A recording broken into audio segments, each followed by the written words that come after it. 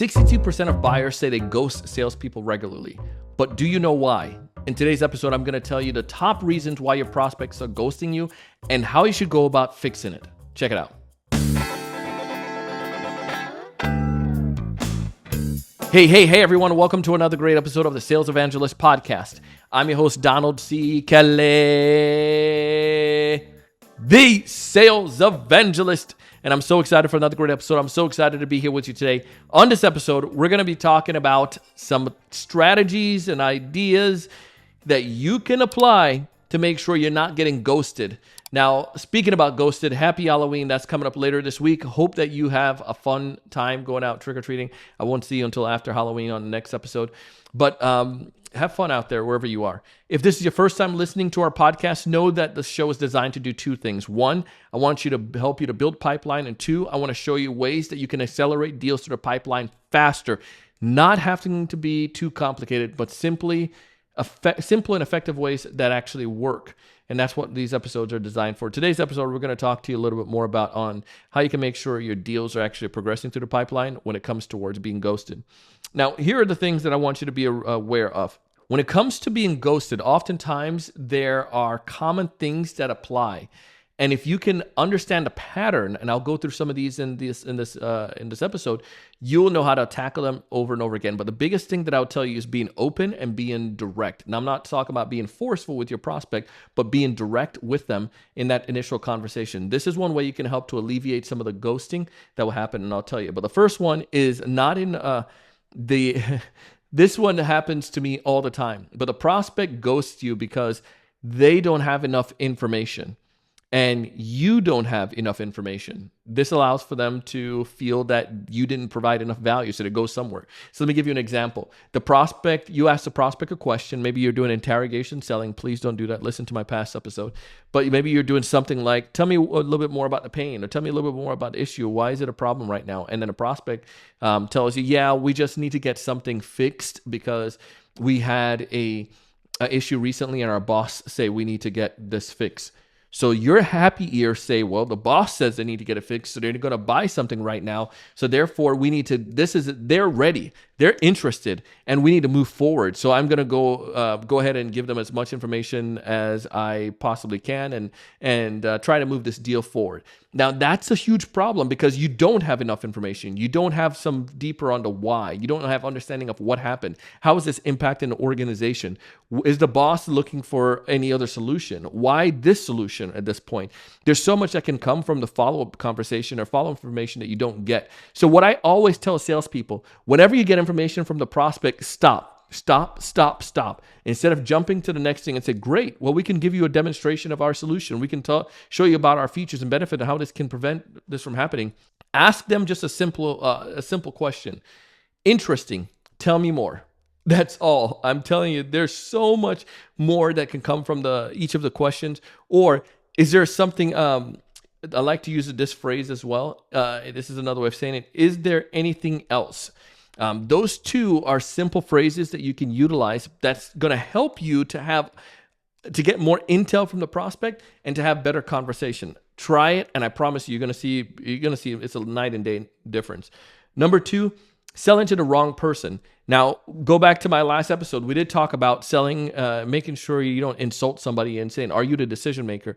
But it's also important that you don't sell to the wrong person. And what I mean by this is that you might find that it's easier for you to do a cold call and get in touch with an end user who can tell you about all their grievances with their software, and you're pushing the deal, trying to make a deal happen. You create an opportunity in the system, but this person has no decision-making power.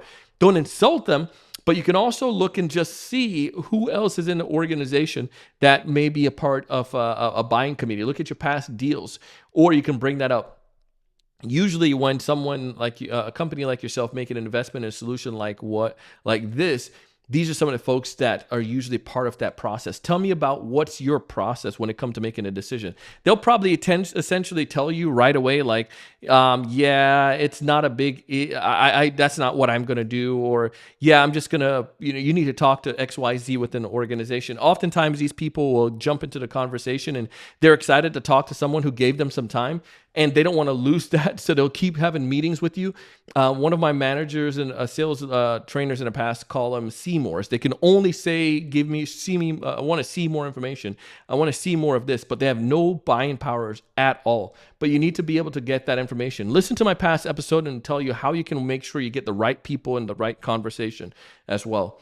Number 3, they're just shopping around, but you didn't get that. I love that part, that one, because I've done it so many times that it's just so funny.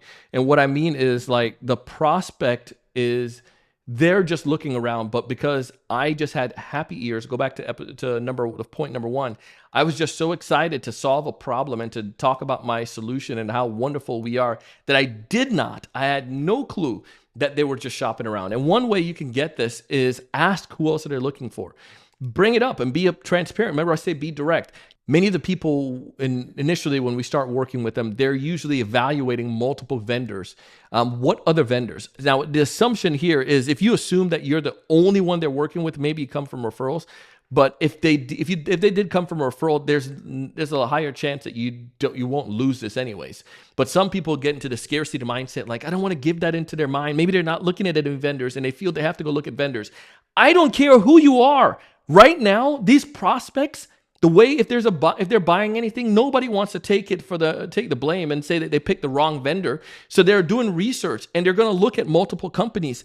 So just assume that they're doing it and just ask them, because that's going to help you to be able to know if they're going to ghost you or not, and also prevent them from ghosting you. Usually when someone is making an investment in something like this, they're doing research and identifying the best companies to work with. How many other companies have you looked at right now? Have you looked at so far? Now, when I do this, again, the assumption is that they're looking and they're going to tell me. They're going to say, well, we're looking at some of these other ones and some of these other ones. And you can also bring up their names, some of the top companies that are out there. And then you can find out what, to make sure you get the right information. It's not about me. To make sure you get the right information, what are some of the criteria that you have when you're looking for in a solution? And I can let you know if there are certain features or integration that you want to get. Now, this allows for me to just have conversation and dialogue, and I'm going to quickly get an understanding of who they're looking at as well, even if they don't tell me, because I know some of the other competitors in our space. But that's one of the easiest ways, is to prevent that ghosting, because you know from the very jump that they are looking at other people, and then you can be upfront about that with them. So I might say something like this.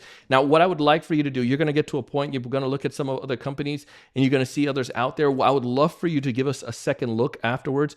And I want to make sure that, we can at least make sure that you're looking apples to apples with some of those other features. I want to make sure that, but if I built a good enough a relationship, they're going to say sure, or, have that dialogue with you, but be direct and be upfront with it. I find that people don't get too offended because you ask them about it, but you can already ask in a simple question.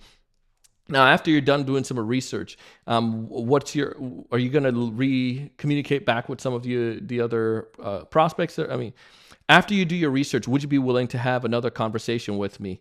And we can make sure you have apples to apples comparison. Sure. But at least I'm having that type of dialogue with the prospect. But don't be lost in the idea that you're the only one they're looking at. Number 4, oh my goodness. I did a poll on this one with my community recently, and one of the things that we discovered is that more than about 40% of salespeople, about 50% of the time, are not even getting a next step with their prospect. It's not exact data, but around 50% of the time, they're not even getting a next step in that initial meeting. So if you want to figure out why you're not being ghosted, that's probably one of the reasons. You didn't set clear next step. In my last episode, I talked about this and alluded to it, but at the beginning of that disco, you want to tell the prospect, give them the plan of what you're going to be covering, and then let them know the last 5 minutes, we're going to plan the next step. We're going to stop and plan the next step to make sure that you can get the right information as you take it back to your committee, or to be able to determine if we should continue the conversation or not have another meeting. But that way you're being upfront. It shows a level of maturity, and as a consultant that you've done this before, that the buyer's willing to continue and have dialogue with you. And then number 5, this one is, it's a common one. But if you want to get help with some of these, I encourage you to check out our mastermind. It's called the TSC Sales Mastermind. And the way it works is a 90-day group, where a 90-day mastermind, where every single week we work together as sales professionals on your craft. We practice, we put people in a hot seat, find out what some of the challenges they're facing, issues, roadblocks they're coming across, and help them to work through it so that it can be more effective to move deals through their pipeline. People who join the TSC Sales Mastermind usually exceed their quota. From 110%, we've had people go to 130% of their quota. If you want to find out about the mastermind, go to theSalesEvangelist.com/mastermind. The final tip that I would give you, the thing that I found that helps us prevent ghosting, is that the prospect's priorities change. And oftentimes you didn't know that or weren't aware of it. So I like to bring it up in the conversation.